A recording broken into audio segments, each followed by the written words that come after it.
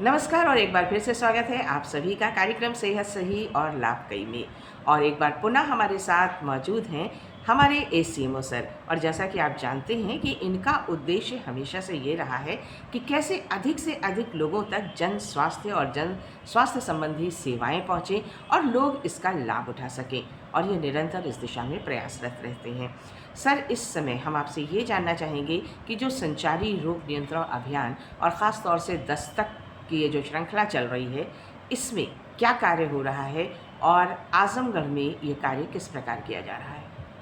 देखिए जी, मैं additional CMO voice of radio की तरफ से मैं आज आप लोगों को ये बताना चाह रहा हूँ कि संचारी रोगों का मौसम है। संचारी रोग अभियान अभी सरकार के द्वारा चलाए जा रहे हैं, जिसको भली भांति हमारे जनपद आजमगढ़ में पूरा किए जा रहे हैं। इसमें 5 अक्टूबर से 31 अक्टूबर तक का प्रोग्राम है और अपने आसपास साफ़ सफाई स्वच्छता रखने के लिए निर्देश दिए गए हैं। अपने सरकारी अस्पतालों से भी ये निर्देश सभी आसपास के गांवों में भी भेजे जा रहे हैं। इसमें दस्तक अभियान भी चलाए जा रहे हैं, जिसमें फीवर खोजी अभियान चलाए जा रहे हैं।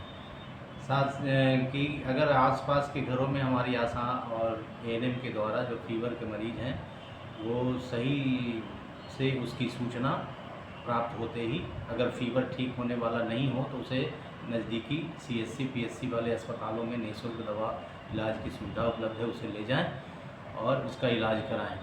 फीवर कभी भी dengue, malaria, chikungunya, viral hepatitis वगैरह हो सकता है। आजकल भोजन जनित और पानी जनित रोगों का मौसम चल रहा है और मौसम बदलाव के कारण भी जो वायरल बीमारियां चल रही हैं, इसमें फीवर मुख्य इसका लक्षण होता है। इसलिए आसपास लोगों से भी मेरी अपील है कि आप लोग अगर बुखार से पीड़ित हों तो तत्काल इसकी दवा और इसकी सूचना, इसकी जांच जो हर आयुष्मान आरोग्य मंदिर तक निःशुल्क रूप से उपलब्ध है, उसे कराना न भूलें, कराते रहें। इसके साथ साथ आशाओं को ये जिम्मेदारी दी गई है कि अपने अंदर के जितने लोग हैं उनमें जो 1000 पॉपुलेशन पर रखी गई उसके आभा कार्ड को बनाएं, आयुष्मान कार्ड बनाएं। इसके साथ साथ का ये अभियान दस्तक के साथ साथ चलाएं और साफ़ सफाई का संदेश भी दें। जमे और पानी न रहने दें। जो भी अंदर बाहर का जो गड्ढे हैं उसको साफ़ कर दें, भर दें। ये सब सारी सूचनाओं के साथ हमारी आशा और एएनएम फील्ड में जा रही हैं और ये प्रचार प्रसार कर रही हैं। और हम लोग प्रिंट मीडिया, टीवी मीडिया सभी के द्वारा और वॉइस ऑफ रेडियो के द्वारा सभी लोगों को यही बताना चाहते हैं कि संचारी रोगों का मौसम है। इस संचारी रोग में किसी को भी बुखार से malaria, dengue, chikungunya, viral hepatitis वगैरह, ये इंसेफेलाइटिस हो सकता है। इसलिए सब आसपास से भी बचें और जानकारी भी दें लोगों को।